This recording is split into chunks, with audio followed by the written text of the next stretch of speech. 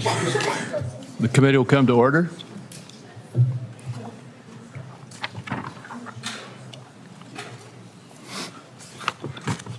We are meeting today to consider the nomination of Robert F. Kennedy, Jr. to be Secretary of the U.S. Department of Health and Human Services. We are still waiting to get all of our members here, and while we wait for that to occur, we will proceed with statements. And I will proceed first, then Senator Wyden, and then we will rotate from one side to the other until we are at a point where we're prepared for the vote. Does that fit with you, Senator Wyden? Yes, sir. Mr. Kennedy, if confirmed, will have the opportunity to deliver much-needed change to our nation's healthcare system. He has spent his career fighting to end America's chronic illness epidemic and has been a leading advocate for healthcare transparency, both for patients and for taxpayers. Mr. Kennedy has also clearly responded to our questions during the rigorous due diligence process in his hearing also, and in the course of answering over 900 questions for the record that were asked by members of this committee. In response to members of the committee, Mr. Kennedy has even amended his ethics agreement, going beyond what is required by the Government Office of Ethics. Mr. Kennedy has proven his commitment to the role of Secretary of the HHS, and I will vote in favor of his nomination. I strongly encourage my colleagues on both sides of the aisle to do the same. And with that, I recognize our ranking member, Senator Wyden, for his remarks. Thank you very much, Mr. Chairman. I'll have a brief statement, and then several of my colleagues on our side are also going to make brief statements. This morning, we're going to vote on Robert Kennedy's nomination to serve as our nation's chief healthcare officer. Before we get to Mr. Kennedy, and why I believe he is singularly unfit to serve as HHS Secretary, I'd like to say this. The last several days we've witnessed an authoritarian takeover of our federal government by Elon Musk and Donald Trump. They have set their sights on a full purge of anyone in government that doesn't bend the knee and follow their orders. They've taken over the Treasury Department's payment system. And colleagues, that has a direct effect on major programs within our committee's jurisdiction that include Social Security, Medicare, and Medicaid. For example, this committee voted for a major reform of pharmacy benefit manager legislation. We passed it 26-0, but Trump and Musk killed it. Think what they could do with abuse of the payment system. Now, in my view, much of this is of dubious legality and constitutional authority, and certainly flies in face of congressional responsibilities. I'll wrap up on this point by saying I hope our colleagues on the other side of the aisle will not sit by while Musk and Trump make a mockery of the power Republicans hold in their congressional majority. Now more than ever, the American people need leaders that will stand up to these abuses. That brings me to Mr. Kennedy. A recent analysis showed that Mr. Kennedy has made 114 separate appearances in just the last 4 years where he has espoused anti-vaccine views or spread information about the efficacy of vaccines, misinformation specifically. In 36 of those instances, Mr. Kennedy directly linked vaccines to autism. Last week, Mr. Kennedy was given ample authority on a bipartisan basis to recant his decades-long career peddling anti-vaccine conspiracies. Instead, he spent his time with us dodging and weaving and gave no indication that if confirmed as HHS Secretary, he would stand by the long-settled science surrounding routine vaccinations. Just take the Samoa measles outbreak as an example. Mr. Kennedy told me, and I quote, "We don't know what was killing them," speaking about the 83 measles deaths during an outbreak of the disease in 2019. Just yesterday, colleagues, the Director General of Health from Samoa called this claim a total fabrication. Peddling these conspiracy theories as the nation's chief health officer is going to be deadly for kids across the country.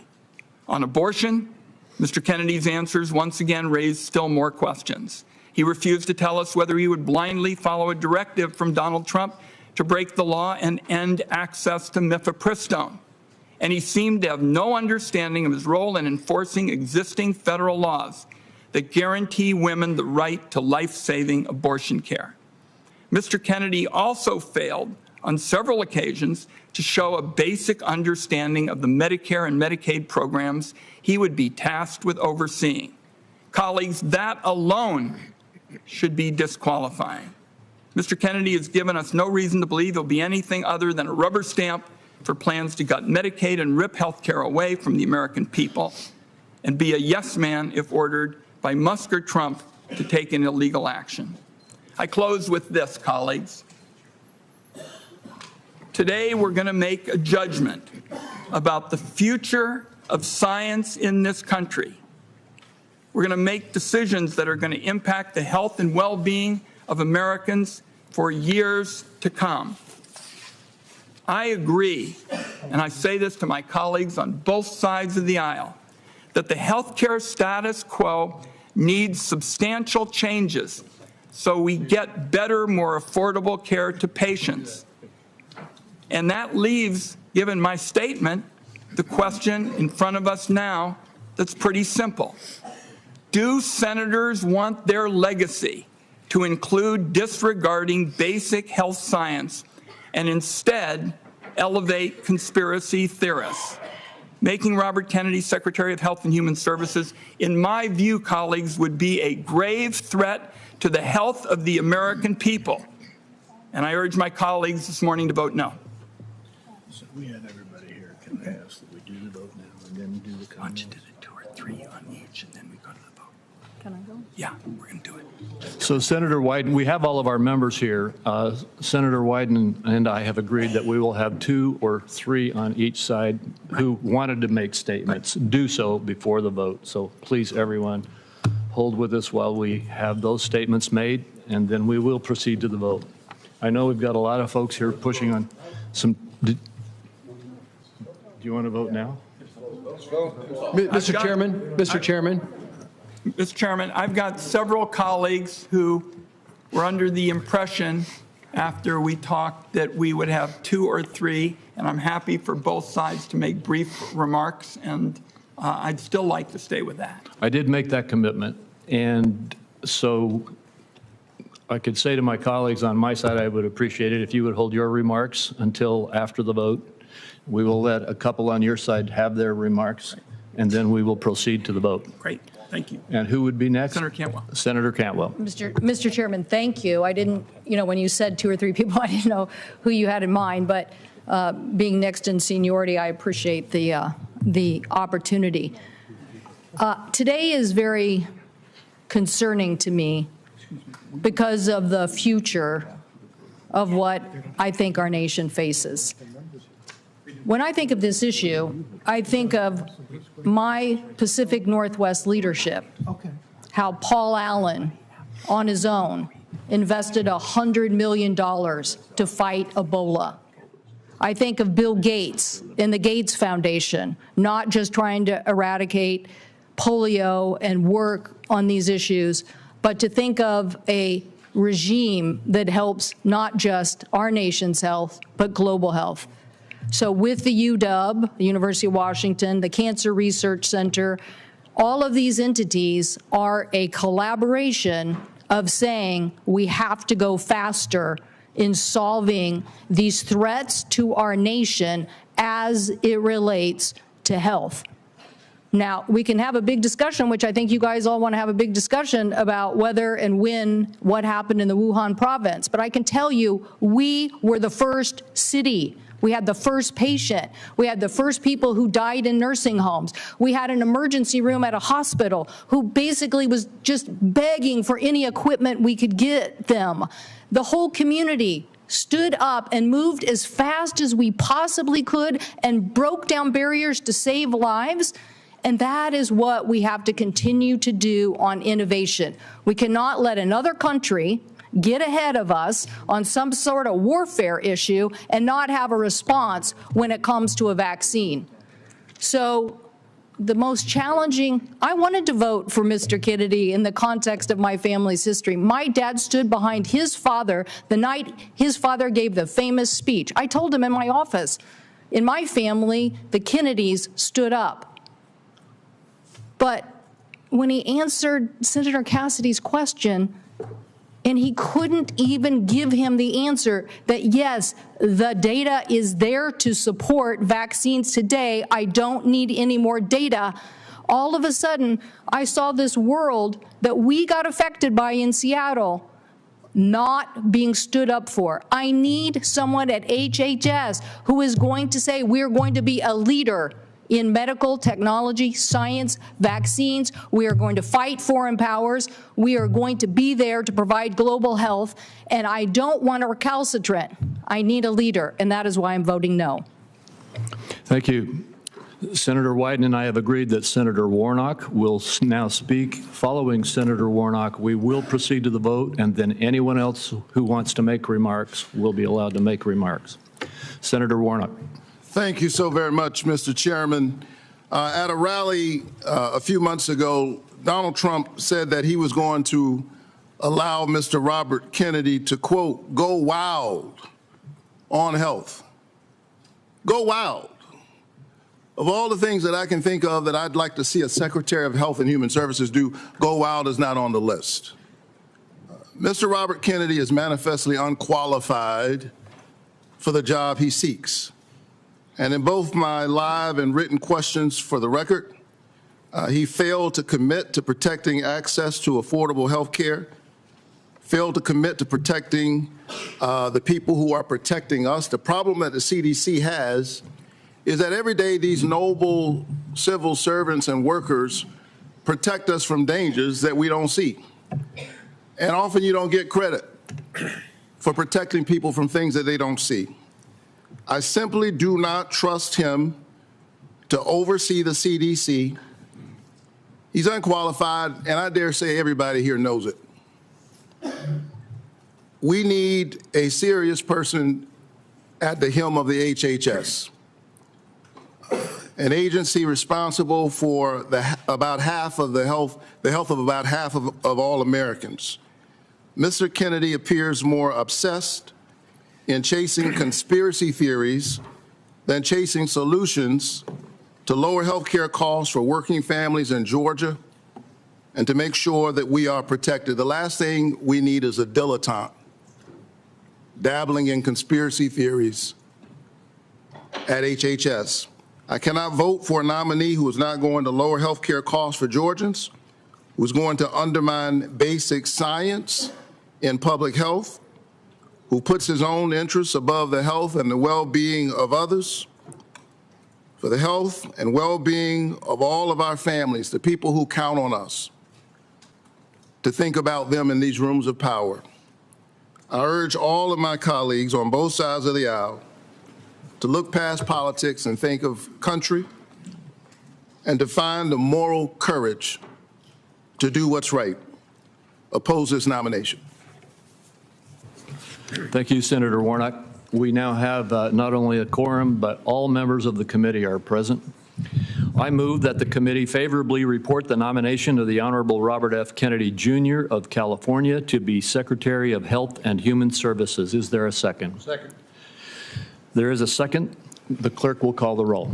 Mr. Grassley. Aye. Mr. Grassley, aye. Mr. Cornyn. Aye. Mr. Cornyn, aye. Mr. Thune. Aye. Mr. Thune, aye. Mr. Scott. Aye. Mr. Scott, aye. Mr. Cassidy. Aye. Mr. Cassidy, aye. Mr. Langford. Aye. Mr. Langford, aye. Mr. Daines. Aye. Mr. Daines, aye. Mr. Young. Aye. Mr. Young, aye. Mr. Barrasso. Mr. Barrasso, aye. Mr. Johnson. Aye. Mr. Johnson, aye. Mr. Tillis. Aye. Mr. Tillis, aye. Mrs. Blackburn. Mrs. Blackburn, aye. Mr. Marshall. Aye. Mr. Marshall, aye. Mr. Wyden. No. Mr. Wyden, no. Ms. Cantwell? No. Ms. Cantwell, no. Mr. Bennett? Mr. Bennett, no. Mr. Warner? Mr. Warner, no. Mr. Whitehouse? Mr. Whitehouse, no. Ms. Hassan? Ms. Hassan, no. Ms. Cortez-Masto? Ms. Cortez-Masto, no. Ms. Warren? No. Ms. Warren, no. Mr. Sanders? No. Mr. Sanders, no. Ms. Smith? No. Ms. Smith, no. Mr. Lujan? No. Mr. Lujan, no. Mr. Warnock? No. Mr. Warnock, no. Mr. Welch? No. Mr. Welch, no. Mr. Chairman? Chairman votes aye. Mr. Chairman, the final tally is 14 ayes, 13 nays.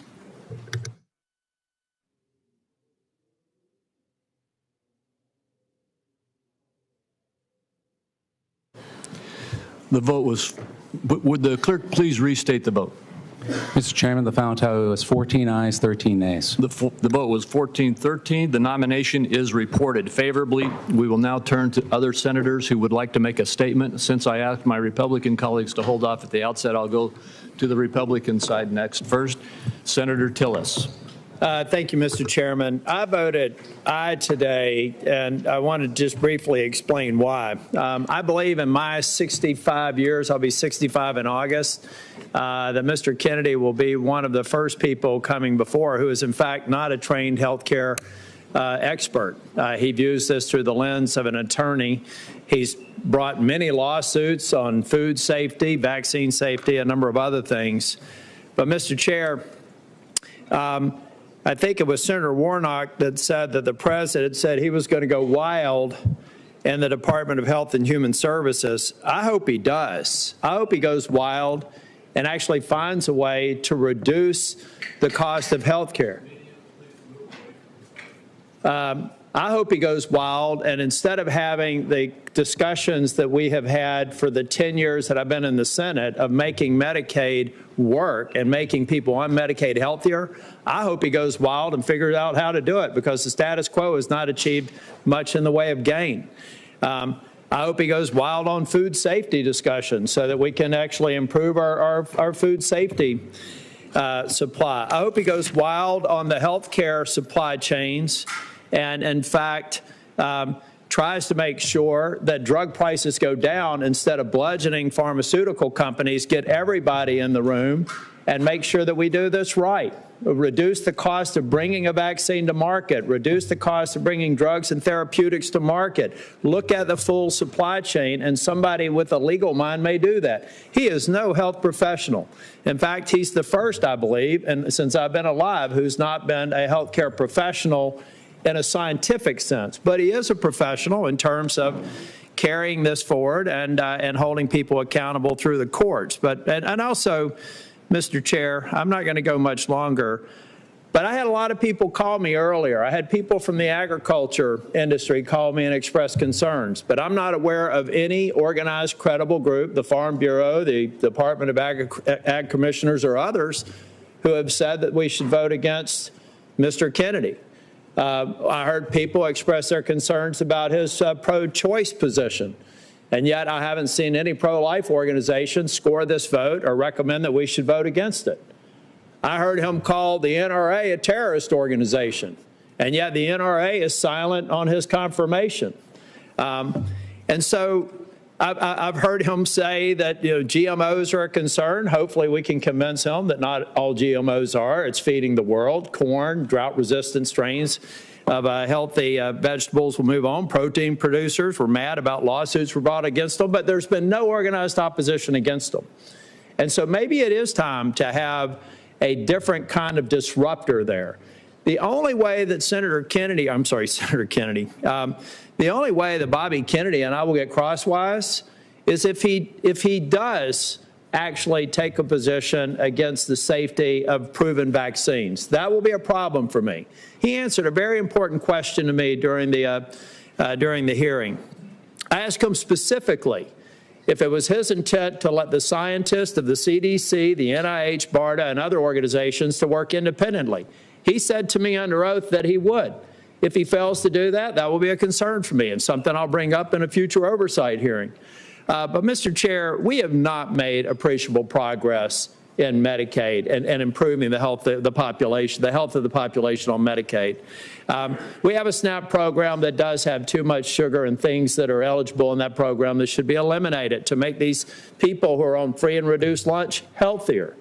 We need to stop having full trash cans in public school cafeterias full of stuff that the kids aren't eating, and figure out how those kids on free and reduced lunch actually have a healthier lifestyle.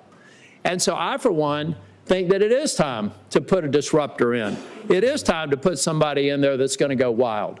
But there are areas where I think that's exactly what we need. And there are areas of Health and Human Services that if you touch the gold standard for the NIH and the CDC, then I'll have a problem with that nominee, and we'll bring that up during oversight. But it was for those reasons. And the fact is that there's not a single organization that I consider to be credible in this space, in agriculture, in Second Amendment, or in pro-life, who have openly objected and scored this vote. I believe that silence is consent. And the fact that they haven't suggests to me that folks that I'm instructed by are okay with this nomination. And for those reasons, I voted for Mr. Kennedy. Thank you, Senator Tillis. Senator Warren. Thank you, Mr. Chairman. Since we had our hearing last week, Mr. Kennedy has amended his ethics agreement. Recall that his ethics agreement said that while he was Secretary of HHS, he intended to retain a financial interest in ongoing vaccine litigation that he was already collecting money from, and that he wanted to continue to collect that money even though he could affect the outcome of that litigation. Now, he has since changed his position on that. He, once this has been exposed and people have talked about it and have some pretty serious reservations about his doing that, he has said that he will instead give his financial interest to his son. That is a fig leaf that is so small, it would take a magnifying glass to see it. No one is fooled about what's happening here. Mr. Kennedy refuses to say that he will not participate in these lawsuits financially the day after he leaves office. And yet, Mr. Kennedy has acknowledged, first, that the American people have a right to know that the decisions you're making are decisions that are in their interest, not in your future financial interest. He has said he thinks that's the right standard, and yet he has figured out how to make money off his anti-vax positions. He's already raked in $2.5 million. He is in a position where he can affect the outcomes by things he does as Secretary of HHS, and yet he refuses to say that he will delay by even a day taking on anti-vax lawsuits the minute he leaves. That is an appalling conflict of interest, and it's one in which the American people can reasonably ask, is Mr. Kennedy's plan to help the American people, or is he planning to use this job to further enrich himself, and he's pointed out with his son, and enrich his family? The importance of this litigation cannot be overstated. This is not only about a private company that gets sued and has to pay out.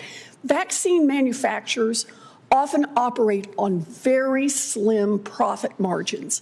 If they get sued repeatedly and successfully, they simply move out of the vaccine space. We've already seen this happen with vaccines in the past. 20 years ago, we watched vaccines just move away if they did not have protection from these kinds of lawsuits. The consequence of Mr. Kennedy's ability to make those lawsuits easier is also the ability to shut down access and manufacturing for vaccines for every one of us. And I think that's a terrible mistake. Thank you. Senator Welch, did you wish to speak? I did, yes, thank you. Thank you, Mr. Chairman, Mr. Ranking Member, and thank you, Mr. Ranking Member, for your statement. I want a disruptor in the healthcare system and one leading it. I don't want a destroyer. And there's three issues before any nominee that we have to consider. One is character, another is competence, and a third is priorities.